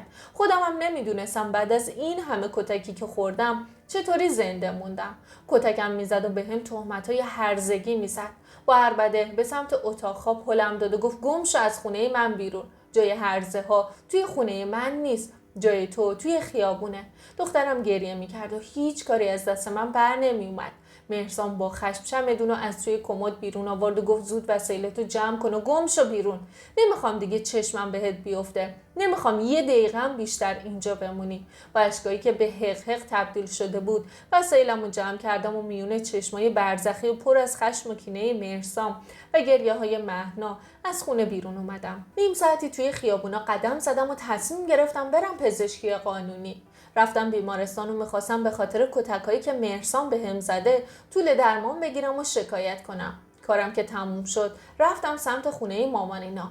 مونده بودم اون موقع شب با این وضعیت چی بهشون بگم. میترسیدم منو که ببینن از ترس و وحشت پس بیافتن. اگه اتفاقی واسه مامان و بابا میافتاد خودمو اصلا نمیبخشیدم. وقتی که درو زدم مامان و بابا همراه همدیگه درو باز کردن. خب حقم داشتن. اون موقع شب عجیب بود که مهمون سرزده بیاد خونه‌شون. وقتی که منو دیدن بهت زده نگام کردن. مامان طاقت نیاورد و گفت چی شده؟ با صدایی که از ته چاه می اومد گفتم با مهرسام دعوام شده. مامان می‌خواست چیزی بپرسه که بابا مانع شد و گفت بذار بیاد تو. می‌بینی که چه حالی داره. بذار فردا صبح با هم دیگه صحبت می‌کنیم. مامان از جلوی در کنار رفت و من وارد شدم. با چمدونم رفتم سمت اتاق دوران و مجردیم. روی تخت دراز کشیدم و یاد مهنا افتادم. دلم واسش تنگ شده بود. یادآوری گریه و اشکاش دلمو به درد می آورد. از یادآوری اتفاقاتی که همین چند ساعت پیش افتاده بود دلم پر از درد شده بود. به این فکر می‌کردم که رابطه من و مهرسام چطور به اینجا کشیده شد. یاد حرفای مهرسام که افتادم پر از خشم شدم. هرچقدر بیشتر به حرفاش فکر می‌کردم بیشتر عصبانی می‌شدم. انقدر ازش نفرت داشتم و دلخور بودم که نمی‌خواستم حتی یه لحظه دیگه ببینمش. صبح با صدای مامان از خواب بیدار شدم. تصمیم گرفتم چند روزی از مدرسه مرخصی بگیرم. اصلا حس و حال سر کلاس رفتن رو نداشتم. سر میز صبحانه همه جریان رو تعریف کردم. حتی جریان تجاوزی که سالها بود توی دلم مونده بود. با از شنیدن حرف و جریانات شوکه شده بود و مامان گریه میکرد. دلم نمیخواست به خاطر من عذاب بکشم. اگه میشد بازم این بار سنگین رو به تنهایی به دوش میکشیدم و حرفی نمیزدم. اما این مشکل چیزی نبود که بشه به تنهایی از پسش برومد. از عهده من خارج بود و حتی اگرم من چیزی نمیگفتم به مامان و بابا از مهرسام میشنیدن و من نمیخواستم از زبون کس دیگه ای جریانو بفهمن. دلم پر از درد و زخم بود. اما مامانو آروم میکردم و میخواستم که به خودش مسلط باشه. خونه توی سکوت مرگباری فرو رفته بود و هر ستامون توی فکر بودیم. 2 ساعتی گذشت و بابا گفت تصمیمت چیه؟ بدون لحظه درنگ گفتم میخوام جدا بشم. مامان با چونه لرزون گفت پس مهنا چی؟ دلم پر از درد شد. از اینکه مهنا رو از دست بدم وحشت داشتم. نمیدونستم چی کار کنم. نمیشد به اون زندگی ادامه داد. نه توان داشتم که زندگی رو بدون مهنا ادامه بدم. اما میدونستم که هیچ شانسی نداشتم. مهرسام هر کاری میکرد تا دخترم رو ازم بگیره و این یه حقیقت تلخ بود. خوب میدونستم اگه به اون خونه برگردم قربانی بودم که همیشه محکوم میشدم و این چیزی نبود که بتونم تحمل کنم. 2 روزی گذشت و یه روز ماهلین به هم زنگ زد و اومد پیشم. همه یه جریانو واسش تعریف کردم. ماهلین که حقیقتو شنید شوکه شد. میخواست با مهرسام صحبت کنه اما من گفتم که نیاز نیست و من تصمیممو گرفتم. ماهلین هر کاری کرد که من از تصمیمم منصرف بشم بیفایده بود و من کوتاه نیومدم. وقتی که دید کاری از دستش بر نمیاد و مرغ من یه پا داره دست از پا دراستر خداحافظی کرد و رفت. چند روز بعد مادر مهرسام زنگم زد و قسمم داد که به خاطر مهنا برگردم و گفت که قول میدم مهرسامو سر عقل بیارم. هر چقدر که اصرار کرد من توجهی نکردم. دلم بد جور شکسته بود و میدونستم که این زندگی نمیشه. مادر مهرسام که دید بیفایده است با دلخوری گوشی رو قطع کرد. کارهای طلاق رو شروع کردیم و پرونده شکایت دیه بر علیه مهرسام و به نفع من تموم شد و من دیه گرفتم. اما مهریم رو بخشیدم و حتی نفقم نگرفتم. چون که طلاق توافقی بود من و مهرسام خیلی زود از همدیگه جدا شدیم. روزی که جدا شدیم و کار تموم شد من و بابا از محضر بیرون اومدیم. حس عجیبی داشتم، یه حس غم توأم با آرامش. از اینکه خانواده‌ام حمایتم میکردن خیلی خوشحال بودم، اما از اینکه از دخترم دور بودم حسابی غمگین بودم. ولی چون که مجبور نبودم دیگه مهرسامو ببینم خوشحال بودم و خدا رو شکر میکردم. سر راه بابا یه گوشه وایساد و یه جعبه شیرینی که دوست داشتم و خرید. وقتی که رسیدیم خونه مامان به سمتم اومده حالمو پرسید. از چشماش مشخص بود که حسابی گریه کرده. دلم به درد اومده بود. دوست نداشتم مامان و بابا ناراحت بشن. تحمل هر چیزی رو داشتم جز این. همه اتفاقات بد دنیا روی سرم خراب شده بود. مدتی گذشت و من تونستم با پول دیم و پسندازم و اضافه کاری و چند تا وام یا آپارتمان 100 متری بخرم و بدم اجاره. اوضاع مالیم خوب بود. مشکلی از این بابت نداشتم. بابا هم گاهی واسم پول میریخت به کارتم. هر چقدرم که اعتراض میکردم بیفایده بود. مامان و بابا واسه بهتر شدن روحیم هر کاری میکردن. از اینکه اینقدر هوای منو داشتن و حمایتم میکردن و پشتم بودن خدا رو شکر میکردم. اما تنها قصه زندگی مهنا بود که گاهی میرفتم و از دور میدیدمش. یه روز که حسابی دلتنگ مهنا بودم به ماهلین زنگ زدم و ازش خواستم که با هم دیگه قرار بذاریم. ماهلین اولش بهونه آورد و گفت اگه مهرسام بفهمه بلوا درست میکنه و شهر به پا میشه. اما اصراره منو که دید کوتاه اومد و واسه همون روز قرار گذاشتیم. وقتی که رسیدم سر قرار مهنا رو دیدم غرق بوسش کردم. دلم میخواست بغلش کنم و پا بذارم به فرار. ماهلین حالمو پرسید و گفت که من و مامان از دست مهرسام خیلی ناراحتیم. همیشه سرزنشش میکنیم. فرزانه چند بار اومده خونمون اما مامان راش نداده و گفته که من زن هرزه که زیر پای مرد متأهل بشینه رو توی خونم راه نمیدم. از صحبت‌های ماهلین فهمیدم که بلافاصله بعد از جدایی ما مهرسام فرزانه رو عقد کرده. یه ساعتی توی پارک بودیم. از دیدن مهنا سیر نمی شدم. موقع خدافزی از ماهلین قول گرفتم که هر از گاهی دخترمو بیاره و من ببینمش. کسی که خیانت دیده بود من بودم، اما من باید تقاص پس می دادم. بعد از رفتن مهنا و ماهلین توی پارک قدم می زدم و گریه می کردم. با دیدن مهنا تازه متوجه شده بودم که چقدر دلتنگش هستم. قلب و روحم درد می کشید. دلم پر از زخم و غم و حسرت بود و عذاب می کشیدم. من به معنای واقعی داشتم شکنجه می شدم. مدتی گذشت و من سرگرم کار و زندگی بودم. اما روز به روز افسرده تر می شدم. تا اینکه یه روز مامان و بابا سر میز شام گفتن که تصمیم گرفتن بریم پیش برسام تا یه مدت من از اینجا دور باشم. اولش نمیخواستم قبول کنم، اما اصرارشون رو که دیدم کوتاه اومدم. دلم نمیخواست که دلشون رو بشکنم، اما دور شدن از مهنا واسم خیلی سخت بود. درسته الانم ازش دور بودم، اما همین که میدونستم توی همین شهر و چند تا خیابون اونورتره واسم کافی بود. با اصرار مامان از مدرسه مدت مرخصی بدون حقوق گرفتم و کارهای سفر درست شد و بابا ویزاها رو گرفت و بلیطا رو هم خرید. من و مامان به همراه بابا راهی سفر شدیم. وقتی که سوار هواپیما شدیم حس خیلی عجیبی داشتم. احساس میکردم سردرگم هستم. بعد از چند ساعت پرواز نشست و برسام توی فرودگاه منتظرمون بود. بعد از کمی رفع دلتنگی راهی خونه برسام شدیم. جایی که برسام زندگی میکرد یه آپارتمان کوچیک بود، اما زیبا بود و پنجره‌هاش رو به منظره‌های سرسبز و پر از گل باز میشد. درخت‌ها پر از سنجابای بازیگوش بودن که نزدیکی خونه‌ها زندگی میکردن، اما هیچ کس کاری به کارشون نداشت. همه چی واسم عجیب بود. انگار زندگی اینجا با کشور ما خیلی تفاوت داشت. توی دلم آرزو میکردم که کاش مهنام کنارم بود و ما میتونستیم تا آخر عمرمون همینجا زندگی کنیم. با رفتنمون به اونجا من روحیم خیلی بهتر شده بود. مامان و بابا یه مدتی موندن و بعدم برگشتن و قرار بود که من چند ماهی بیشتر کنار داداشم بمونم. وقتی که مامان و بابا رفتن دلتنگی‌های من دوچندان شد. چه حس غریبی داشت دلتنگی. آدم اگه بهترین جای دنیا باشه، حتی توی بهشتم باشه، وقتی که عزیزاش ازش دور باشن نمیتونه از ته دل شاد باشه. هر روز با برسام میرفتیم گردش و تفریح و داداشم هر کاری که از دستش برمی اومد واسه اینکه حال من بهتر بشه انجام میداد. مدتی گذشت و من برگشتم ایران و دوباره زندگی به روال سابق برگشت. واسه این مهنا یه چمدون سوغاتی آورده بودم که به محض اینکه رسیده بودم پنهون از مهرسام خونه مادرش قرار گذاشتم و هم دخترم رو دیدم هم کادوهاشو بهش دادم. مهنا انقدر ذوق زده شده بود که از خوشحالی بالا و پایین میپرید. مادر مهرسام که اوضاع رو مناسب دید بحث و پیش کشید و بدون مقدمه گفت مهرسام هنوزم دوست داره و نتونسته فراموشت کنه. علت اینکه مهنارم پیش خودش نگه داشته اینه که شاید یه روزی تو برگردی. از حرفای مادر مهرسام شوکه شده بودم. با لحن محترمانه و جدی گفتم مهرسام و فرزانه با همدیگه ازدواج کردن. متوجه دیگه؟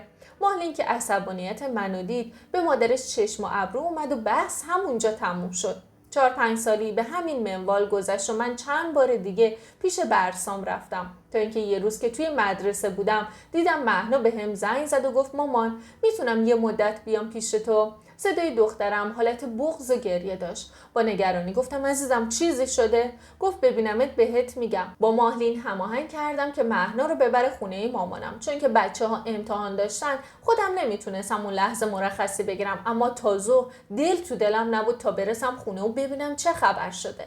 مدرسه که تعطیل شد به سمت خونه راهی شدم. وقتی که رسیدم مهنا دوون به سمتم اومد و خودشو انداخت توی بغلم. محکم به خودم چسبوندمش و فشارش دادم و گفتم عزیزم چی شده؟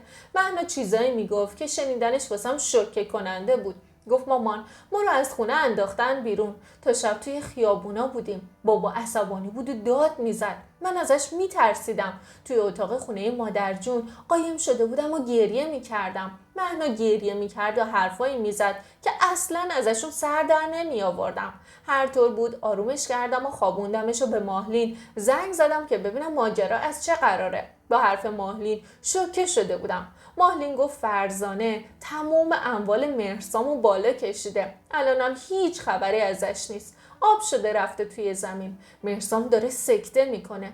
مدام داد و بیداد راه میندازه و میگه که عجب رکبی خوردم. ماهلین صداشو آورد پایین و گفت هیچی نذاشته. از ویلا، ماشین، خونه همه رو بالا کشیده. حس عجیبی داشتم. خوشحال نبودم، اما از اینکه مهرسام جواب کاراشو گرفته بود حس خیلی خوبی داشتم. حس آرامش توأم با ترس. از اولم میدونستم که فرزانه چه نقشه‌ای داره. هدفش این بود که اموال مهرسامو بالا بکشه و تصاحب بکنه. اون زن زندگی نبود. ماهلین میگفت مهرسام در به در دنبال فرزانه است، اما هیچ خبری ازش نیست. ماهلین گفت یه مدت مهنا پیشت باشه. اینجا هر ساعت میدون جنگ و توی روحیه بچه اثر میذاره. گفتم من که از خدام دخترم پیشم بمونه. مدتی گذشت و دخترم کنار من بود. به جبران تموم سالایی که حسرت در آغوش گرفتنشو داشتم برنامه ریزی کردم و هر روز مهنا رو یه جا واسه تفریح میبردم. یه روز نمایش و تئاتر عروسکی، یه بار شهر بازی، موزه، آکواریوم، باغ وحش و هر جایی که خودش دوست داشت میبردمش. هر روز با دستای خودم واسش آشپزی میکردم و اونم با اون زبون شیرینش تشکر میکرد و میگفت مامان دستپخت تو خیلی خوشمزه تر از دستپخت مادر جون و عمه است. شبا کنار هم میخوابیدیم و مهنا از رابطه فرزانه و پدرش میگفت. از دعوای هر شبه و هر روزشون میگفت که فرزانه چند بار کتکم زده و بابا که فهمیده باهاش دعوا کرده. میدونستم مهرسام هوای دخترشو داره. اما از فرزانه حسابی عصبانی بودم. مدتی گذشت و یه روز مهرسام بالاخره اومد دنبال مهنا و دوران خوشی منم تموم شد. مهرسام حسابی پکر بود و مشخص بود که این مدت خیلی تحت فشار بوده. من و مهنا با گریه از همدیگه جدا شدیم و مهرسام گفت نگران نباش، هر چند روز میارمش یه مدت پیش تو بمونه. از شنیدن این حرف انقدر خوشحال شدم که دلم میخواست مهرسامو بغل میکردم. من مادر بودم و واسه یه مادر هیچ چیزی مثل حضور بچهش بهش امید به زندگی نمیداد. یه هفته گذشت و من هر روز به مهنا زنگ میزدم و با همدیگه صحبت میکردیم تا اینکه یه روز مهنا به هم گفت که مامان یه چیزی بهت بگم، از دستم عصبانی نمیشی؟ با کنجکاوی گفتم بگو عزیزم. گفت مامان امکانش هست که ما یه خانواده بشیم؟ یعنی میشه دوباره برگردی به خونه و با همدیگه زندگی کنیم؟ آخه بابا خیلی دوست داره ها. همیشه میگه اگه مامانت قبول کنه که برگرده دنیا رو به پاش میریزم. با صدای جدی گفتم عزیزم من و بابات عاشق تو هستیم و با همدیگه دوست هستیم، اما زندگی مشترک و ازدواج بحثش جداست، چون نه من میتونم کنار پدرت دیگه زندگی کنم و یه زن مناسب واسش باشم، نه اون میتونه واسه من یه شوهر خوب باشه. پس بهتره که این مسائل فراموش کنی و دیگه هم در موردش صحبت نکنیم. مهنا که از جدیت من جا خورده بود عذرخواهی کرد و بحث رو تموم کرد. مدتی گذشت و یه روز که از مدرسه برمیگشتم خونه، مهرسام بهم زنگ زد و گفت برکه میخوام ببینم تو در مورد یه موضوع مهمی باهات صحبت کنم. گفتم مهنا که خوبه. گفت آره اون خوبه، نگرانش نباش. گفتم که پس از پشت تلفن بگو. گفت باید ببینم تو رو در رو صحبت کنیم. واسه عصر باهاش قرار گذاشتم. به مامانم هم جریانو گفتم و راهی شدم. وقتی که رسیدم سلام کردم و نشستم و گفتم خب منتظرم، بگو چی شده؟ مهرسام گفت بذار یه چیزی سفارش بدم، عجله نکن بهت میگم. مهرسام واسه هر دومون آب هویج بستنی سفارش داد و شروع کرد به صحبت کردن. گفت من با فرزانه رابطه داشتم، اما عشقم به تو ابدی بود. من نمیخواستم ازت جدا بشم. حتی مدتی هم که با فرزانه بودم نتونستم تو رو فراموش کنم. الانم ازت میخوام که یه فرصت دیگه به من بدی. بیا و بزرگی کن، منو ببخش، بذار جبران کنم. میدونم که اشتباه کردم، اما بذار این رابطه رو دوباره ترمیم کنیم. با هر حرفی که مهرسام میزد خشم من هر لحظه بیشتر و بیشتر میشد. با توپ و تشر گفتم متوجه هستی چی داری میگی؟ حالت خوبه؟ یادت رفته اون شب چه زخم زبونایی به دل من زدی؟ چه تهمتایی به هم زدی؟ یه دختر 9 ساله رو به چی متهم کردی؟ الان اومدی نشستی روبروی من میگی برگرد؟ تو در مورد من چی خیال کردی؟ مهرسام گفت به خاطر مهنا برگرد. ریشخندی زدم و گفتم تو به خاطر مهنا چی کار کردی که الان داری پای دخترمو وسط میکشی؟ رفتی دنبال عشق و حالت، رفتی دنبال هوا و هوست. تو نذاشتی بچم کنار من بزرگ بشه، نذاشتی قد کشیدنشو ببینم، نذاشتی بزرگ شدنشو ببینم و من باید یواشکی دخترمو میدیدم. حسرت راه رفتنش، حرف زدنش، همه اینا مونده رو دلم. همه اینا به خاطر یه گناه نکرده بوده. حق و حقوقمو ندادی، مهرمو بخشیدم، فقط به خاطر خودخواهی. اون وقت الان نشستی روبروی من میگی برگرد. اگه سرت کلاه نذاشته بود و مال و اموالتو بالا نکشیده بود بازم میومدی روبروی من بشینی بگی برگرد؟ تو حتی حاضر نیستی عذرخواهی کنی. تو همیشه راه اشتباهو رفتی. اون شب آخر یادته چه حرفایی به هم زدی؟ مهرسام گفت من اشتباه کردم، میخوام جبران کنم. چرا متوجه نیستی؟ اگه صحبت عذرخواهیه حاضرم به پات بیفتم. پوزخندی زدم و گفتم من نیاز به عذرخواهی تو ندارم، اما اینو بدون که من هرگز به اون زندگی بر نمیگردم. زندگی من و تو خاطرات تلخی به جا گذاشته که اگه برگردم از روی خودم گذشتم، کمر به نابودی خودم بستم. مهرسام گفت داری بی انصافی میکنی. روزایی که کنار هم بودیم پر از خاطرات شیرین بود. با تمسخر گفتم آره واسه تو خیلی خوب بود. اگرم روزگارمون شیرین بود با اون کاری که کردی همه چی رو خراب کردی. مهرسام عاجزانه گفت تو به من یه فرصت دیگه بده، بهت قول میدم کاری بکنم که جبران تموم اون اتفاقای تلخ بشه. از جا بلند شدم و گفتم من چرا نشستم اینجا به حرف تو دارم گوش میدم. اینو گفتم و به سمت در خروجی رفتم. خودم رو شماتت میکردم که چرا اصلاً با مهرسام قرار گذاشتم. تموم راه بدنم از شدت استرس میلرزید. رعشه‌ای به جونم افتاده بود که وصف کردنی نبود. وقتی که رسیدم خونه مامان و بابا متوجه حالم شدن. جریانو واسهشون تعریف کردم و بابا گفت که دخترم اصلا به خاطر دخترت برنگرد، اینطوری همه چی بدتره. مطمئن باش شرایط از قبلم خرابتر میشه. اگه صحبت دخترته من با چند تا وکیل خوب صحبت کردم و به زودی حضانتشو میگیریم و میاد کنار خودت زندگی میکنه. حق با بابا بود. من که به هیچ وجه به اون زندگی بر نمیگشتم و الانم با صحبتهای بابا مصممتر شده بودم. مدتی گذشت و دوباره چند بار مهرسام تماس گرفت و مرتب همون حرفای قبلی رو تکرار میکرد. مامان که در جریان کامل همه چی بود گفت مهرسام اگه واقعا پشیمونه و اینقدر که خودش میگه دخترش واسش مهمه پس باید حضانت بچه رو به تو بده. در غیر این صورت مشخصه که همه اینا فیلم هستش و این آدم هیچ تغییری نکرده و همون آدم گذشته است. مشخصه که دوباره واسط نقشه کشیده. میدونه که الان تو خونه داری و ماشین داری و مستقلی و میخواد که اینا رو هم از جنگ در بیاره. حق با مامان بود. نباید فریب مهرسامو میخوردم. من از مهرسام طوری رکب خورده بودم که اگه دنیا رم به پام میریخت نمیتونستم بهش اعتماد کنم. مدتی گذشت و مهرسام هر بار تماس میگرفت و التماس میکرد و از طرفی هم مهنا منو تحت فشار قرار گذاشته بود و میگفت به خاطر من برگرد و بابا پشیمون شده. یکم به خاطر مهنا دچار تردید شده بودم. حس میکردم که بین دو راهی گیر افتادم. مامان و بابام هم تهدیدم میکردن و آب پاکی روی دستم ریختن و گفتن اگه به اون زندگی برگردی باید قید ما رو بزنی و من قطعاً اگه میخواستم بین خانواده‌م و مهرسام یه نفر رو انتخاب بکنم اون خانواده‌م بودن. مطمئن بودم که اگه واسه حضانت شکایت بکنم دخترم منو انتخاب میکنه. یه روز که مهنا ازم خواست برم مهد کودک دنبالش اونجا مهرسامو دیدم. متوجه شدم که این دیدار از قبل برنامه ریزی شده بود. مهرسام منو که دید نزدیکم اومد و گفت که میخوام باهات صحبت کنم. امروز میخوام تکلیف همه چی رو روشن کنم. چی کار میکنی؟ تصمیمتو گرفتی؟ برمیگردی؟ مامانینا توی همین هفته میان خونتون واسه آشتی. گفتم یه شرط داره. مهرسام با کنجکاوی گفت بگو میشنوم. گفتم باید تمام مهرم و اون خونه و اون ویلا و ماشین و تمام اون زندگی که با هم ساختیم و تمام و کمال به هم برگردونی. همه رو باید بزنی به نامم. فقط به همین شرط برمیگردم. اونم به خاطر تو نه بلکه به خاطر دخترم. همون لحظه مهنا از در مهد کودک اومد بیرون و منم دیگه چیزی نگفتم و مهرسامم حرفی نزد و من گذاشتم تصمیمشو بگیره. مهرسام ما رو گذاشت خونه و منم گفتم که یه چند روزی مهنا رو میخوام پیشم نگه دارم. مهرسامم خداحافظی کرد و رفت. 2 روزی گذشت و مهرسام بهم زنگ زد و گفت که میخوام ببینم تو باید با هم دیگه صحبت کنیم. با مهرسام قرار گذاشتم و وقتی که رسیدم مهرسام بعد از کمی مقدمه چینی گفت تو رو خدا دست از این شرط و شروطات بردار. بیا و از خر شیطون پیاده شو.